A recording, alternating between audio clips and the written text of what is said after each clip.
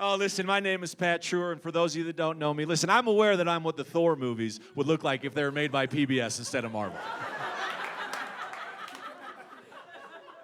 For you Nickelback fans, yes, it is me, the stunt double for lead singer Chad Kroeger. A few of you are looking at me, you're like, nah, Pat, you look like genetic engineers took the DNA from Barbra Streisand and Will Ferrell to make a 4-year-old man boy. I want to tell you, if you had that thought, you might be right. And here's why.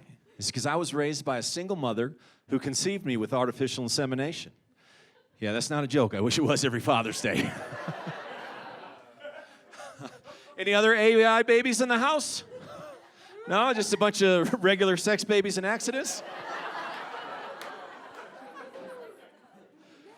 Fun fact about us artificial insemination babies that were produced in that way is that, actually, produced is a bad word. Produced makes it sound like I was shot out of a factory in Wuhan.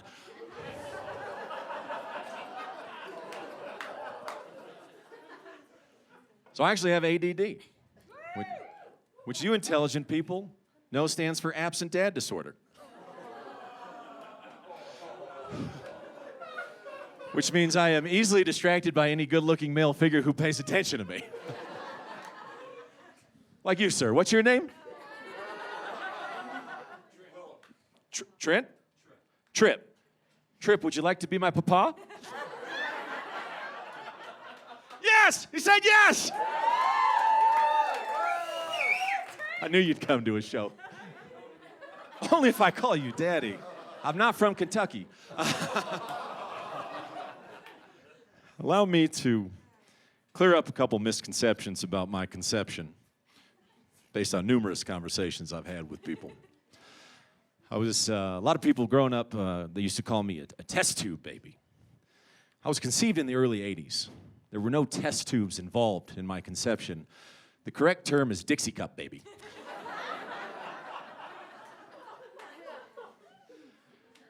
I tell people I'm 41 and I was conceived with artificial insemination. A lot of times they say, "Wow, Pat, we didn't know that technology existed that long ago." Like my DNA was taken from dinosaur bones. I want to tell you the technology's been around for thousands of years. People just don't know that because the first artificial insemination was not called artificial insemination. It was called the Immaculate Conception.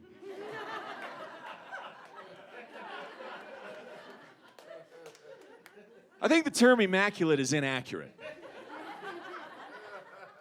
Perhaps ghost ejaculate is more appropriate.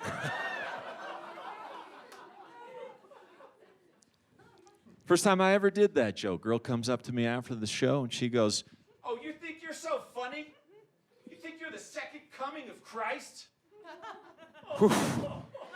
No, if anything, I'm probably like the 10,000th coming of some dude named Trip.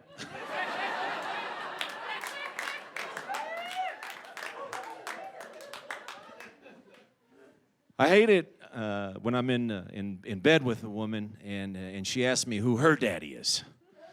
So I just feel like she's patronizing me. But I love it when she calls me daddy because that means she just wants me to pull out, run to the kitchen, come in the coffee mug, take $50 from her wallet, and never see her again.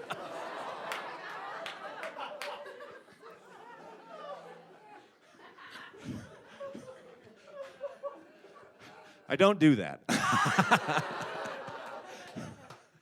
So prior to being a comedian, I started doing comedy about 18 years ago, and on my third time I bombed, and because I grew up white, middle-class suburbia, when something was hard, I just quit.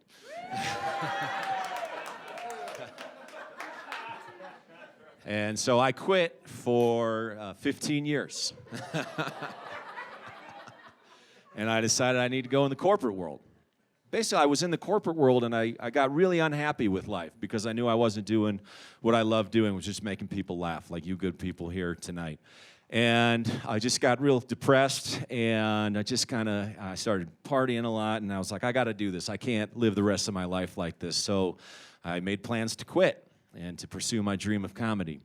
And when I would tell people in the corporate world, I'm quitting so I can pursue my dream of comedy, everyone was like, "Wow, Pat, you are amazing. I wish I could do what you were doing. So supportive. And then I quit, and I went into comedy, and I told veteran comedians that I left a successful career to pursue my dream of comedy. And every single one of them said, oh, you shouldn't have done that, man. But I'm doing pretty well. And I know that because every show I perform for 2 well drinks.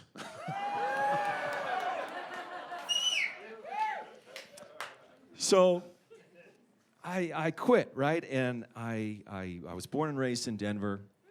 I'm one of those. And, and I moved to Chicago. And I went to Second City because I knew the people from Saturday Night Live went to Second City. And in my mind, I was like, Lorne Michaels is going to come in on my first day of class, and he's like, Pat Drewer, you're on Saturday Night Live, right? That didn't happen, as you can tell, because I'm here.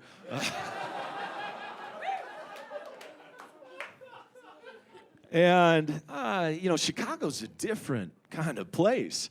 And growing up in Colorado, listen, I love skiing, I love snowboarding, I love adventures, and I trust people too easily, too fast. And when I matured, when I was still here and I was interested in girls, my only question for a girl when I met her was, do you ski or snowboard?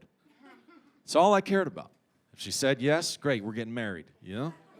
That's all I cared about, because I have the depth of a 3-inch powder day. So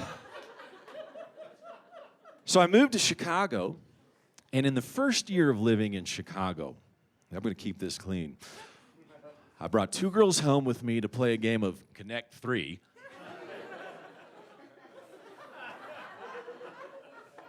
And they robbed me.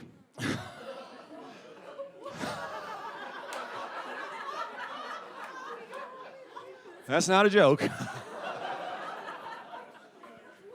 I had unprotected relations with a girl who had a pre-existing condition, aka an STD. Who didn't tell me about it till after.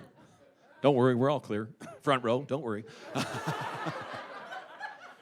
So after 1 year of living in Chicago, 1 year, my question changed when I met a girl from, do you ski or snowboard, to, do you have an STD or plans to rob me?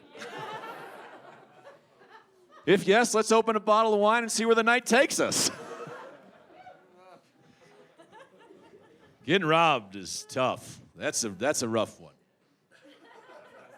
I was wasted. I was hammered, and because I was still trying to find myself. And I woke up, and I did not know I had been robbed. I woke up by myself in my bed, naked, wearing a bicycle helmet and holding a whip. I was proud of myself for wearing the helmet because, you know, safe sex.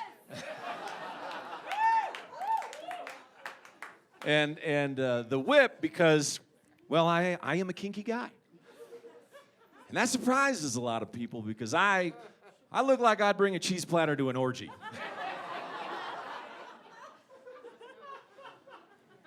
All right, the cheddar is an appetizer, and the blue cheese is to cleanse our palates after we toss the salads.